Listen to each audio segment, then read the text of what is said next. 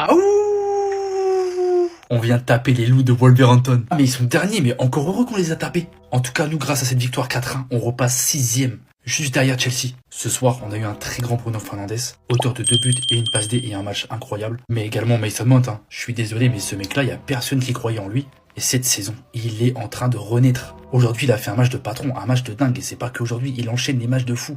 Par contre, malgré la victoire 4-1, je suis un peu déçu de toi, Cunha. Je vais commencer à croire que t'as pas marqué aujourd'hui parce que c'était ton ancien club, tout simplement.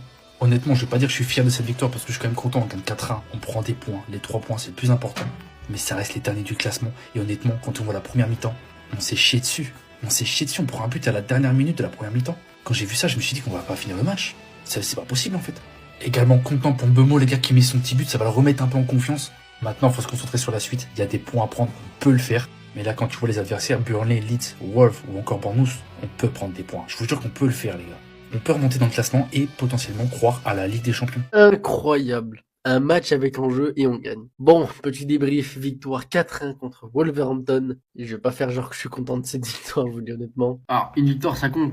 En vrai, je suis un peu content quand même d'avoir gagné. Mais la prestation était horrible. Tactiquement, techniquement, on était nuls. Tellement à un moment, on s'est même fait dominer par le Wolverhampton.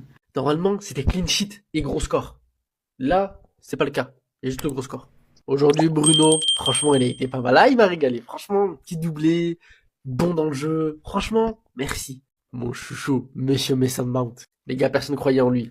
Moi, j'étais là, je croyais en lui.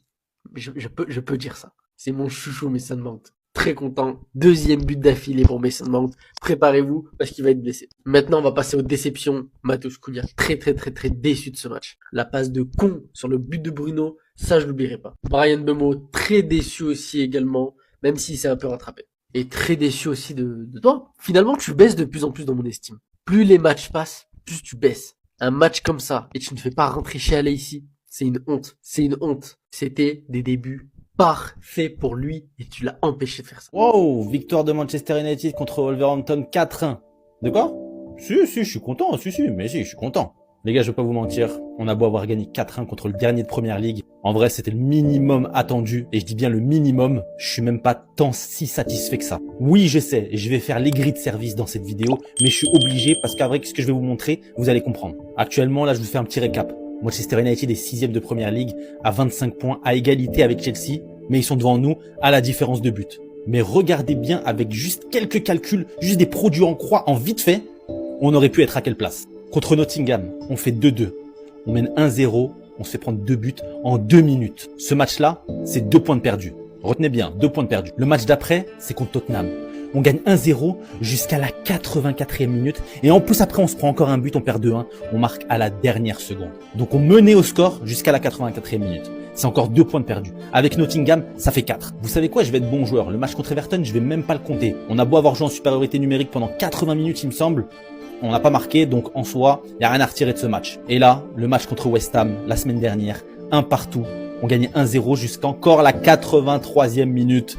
C'est 2 points de perdus. Les 2 points de Nottingham, les 2 points de Nottingham, les 2 points contre West Ham, ça fait 6 points. Donc si je rajoute 6 à 25 points actuellement, 6 fois 12, 83, je retiens 3. Actuellement, on aurait eu 31 points, 31 points. Manchester United dans un monde, oui je sais vous allez me dire ouais mais avec des si là t'es en train de refaire le monde, ok, mais en soi vu les scénarios de nos matchs c'était pas non plus irréaliste qu'on soit à la 2e place, 3e ex-aequo, enfin 2e ex-aequo avec Manchester City à 31 points. C'était pas irréaliste vu la physionomie de nos matchs et vu comment on a choqué. Donc c'est pour ça que cette victoire je peux pas pleinement la savourer les gars, je vais pas vous mentir. Avec tous les points perdus que je vous ai montrés juste avant, normalement ça devrait être la fête cette victoire, mais vas-y, il y a trop de déceptions. En tout cas la semaine prochaine, ça joue Bournemouth à Old Trafford, c'est le dernier match des internationaux africains avant qu'ils partent à la CAN. Et ça, c'est la récente forme de Bournemouth, leur dernière victoire, elle date du 26 octobre. Et même si en soi, ils ont une bonne équipe, ils ont un bon effectif, ils ont un bon entraîneur, au vu de leur forme, je dis bien normalement, mais il n'y a rien de normal avec Manchester United, on doit gagner. On se capte à lundi. Tour 4-1. Tout ce que je vais faire aujourd'hui. Jamais. C'est tout. Aujourd'hui, il n'y aura pas trop de bruit. Konyamama, va falloir vraiment élever le niveau de jeu parce que ce que tu proposes sur le terrain, c'est ridicule. Début de saison, tu faisais plein de bonnes choses. Malheureusement, tu marquais pas. Aujourd'hui, tu fais beaucoup de merde. Et en plus de ça, tu marques pas. J'ai jamais vu une équipe aussi nulle en première ligue. Les Wolves, c'est même pas question de classement. Partez directement en championship. Là, on va prendre le premier de la championship, on le monte direct. Parce que c'est ridicule ce que vous proposez. 2 points en 15 matchs. Non, moi, non. Alors toi, je vais même pas trop parler, hein, parce que j'ai pas envie de nous porter la poisse, hein. Mais le début de saison que tu fais là, j'ai rarement vu ça. J'ai vraiment rarement vu ça dans le football, en mode vraiment. S'il te plaît, Luc Shaw, retourne avec l'Angleterre et reviens-nous avec les mêmes jambes, avec le même état, avec la même mentalité. S'il te plaît, même aujourd'hui, t'as lâché des tacles. Des interventions. Non, t'étais bon. J'ai du mal à le dire, mais tu commences à jouer au football. Ça me fait plaisir. Pourquoi ta valeur, elle augmente. Ça me fait plaisir. Pourquoi que ta valeur, elle augmente. Fin de saison, on va te vendre. Non, les gars, moi, je veux jamais changer. Je veux le vendre. On est déjà sur le dernier point. Je veux pas m'éterniser. Amorim, ta gestion des jeunes. Vous allez me dire, mais c'est non, pas que Maïno. Ta gestion des remplaçants et ta gestion des jeunes, elle est catastrophique. Aujourd'hui, on a un Leicester qui pouvait rentrer dans un match qu'on gagne 4-1. Non, toujours pas de minutes en jeu. Prochain match, ça va être un match où on va perdre. Tu vas dire non, c'est pas le bon moment parce que là, on perd. On fait rentrer quand les jeunes? Ta gestion des jeunes, elle est catastrophique. Et dans un club comme Manchester United, on peut pas accepter ça. On peut pas accepter ça parce que nous, les jeunes, à la base, on doit les faire jouer dans notre équipe. Ces dernières années, ça a été catastrophique déjà, les 10 dernières années. Ce qu'on a fini avec les joueurs. Ça, moi, j'ai du mal à l'accepter parce qu'on a un putain de centre de formation, les gars. On a vraiment un putain de centre de formation. Il va falloir commencer à le respecter. Parce que payer des infrastructures, tout ça, payer des gens, pour au final balancer tout le monde, ça sert à rien. Merci.